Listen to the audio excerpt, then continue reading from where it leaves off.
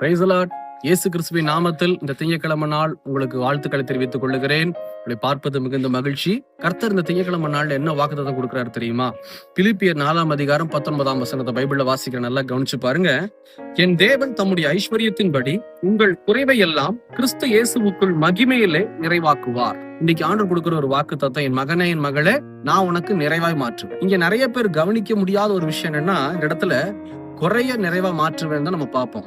ஆண்டவர் மாற்றுவேன்னு சொல்லிட்டாரு, என்னுடைய குறையெல்லாம் நிறைவா மாறிடும். ஆனா இந்த இடத்துல ரொம்ப தெளிவா ஆண்டவர் போட்டிருக்கிறாரு, கிறிஸ்து இயேசுவுக்குள் மகிமையிலே நிறைவாக்குவாராம். மகிமையிலே நிறைவாக்குவார் அப்படிங்கிறதுக்கு அர்த்தம் என்ன தெரியுமா? அதுக்கு எங்க பார்க்கலாம்னா, யோவான் சுவிசேஷம் 11 அதிகாரத்துல 4 வசனத்தை பைபிள்ல வாசிக்கிறேன்.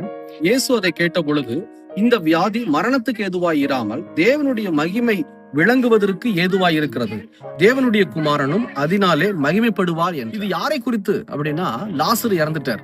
லாசரு இறந்த செய்தியை கேட்டு இயேசு இன்னும் தாமதமா ஒரு 2 மைல் தூரம், அதாவது பெத்தானியா அப்படிங்கிற ஊரை விட்டு 2 மைல் தூரம் தள்ளி இருக்கிறாரு. இன்னும் தாமதமா ரிலாக்ஸா கிளம்புறாரு. வந்து பெத்தானியா ஊருக்கு வந்து சேரும் போது 4 நாள் ஆச்சு. லாசருவை அடக்கம் பண்ணிட்டாங்க, ஒரு குகைக்குள்ள அடக்கம் பண்ணியாச்சு. எல்லாம் முடிஞ்சதுன்னு நினைக்கிறாங்க. சொந்த சகோதரிமார்களும் சரி, அங்க சுத்தி இருக்கிற ஜனங்களும் சரி, எல்லாருமே நினைக்கிறாங்க எல்லாம் முடிஞ்சது.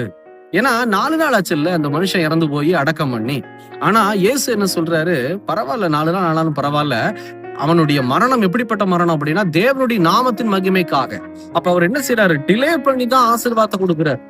4 நாள் கழிச்சும் எல்லாம் முடிஞ்சதுன்னு நினைச்ச அந்த லாசருவோடு எழுப்பி சகோதரி கையில ஒப்பு கொடுத்துட்டார், மார்த்தார் மரியாதை கையில ஒப்பு கொடுத்துட்டார். எவ்வளவு ஆசீர்வாதம்! செய்தி மூலமா நமக்கு தெரிஞ்சுக்கிற காரியம், நம்முடைய குறையெல்லாம் நிறைவா மாறும். அந்த வீட்டுல ஒரு குறை, லாசரு இறந்து போயிட்டார். அந்த காரியத்தை நிறைவாய் மாற்றினது எப்போ? உடனுக்குடனே நடக்கல, தேவ நாமத்தின் மகிமைக்காக. அப்படின்னா கொஞ்சம் டிலே ஆச்சு, லேட் ஆச்சு. லேட் ஆனாலும் கர்த்தர் ஆசீர்வாதத்தை கொடுத்தார், நிறைவை காண செய்தார்.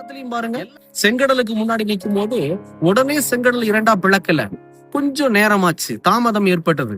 பார்வோன் இடத்துல இருந்து உடனே விடுதலை ஆண்டவர் கொடுத்து கொண்டு வரல. அவரால் முடியும், பார்வோனை என்ன வேணா செய்ய முடியும். ஆனா ஏன் இவ்வளவு தாமதம்?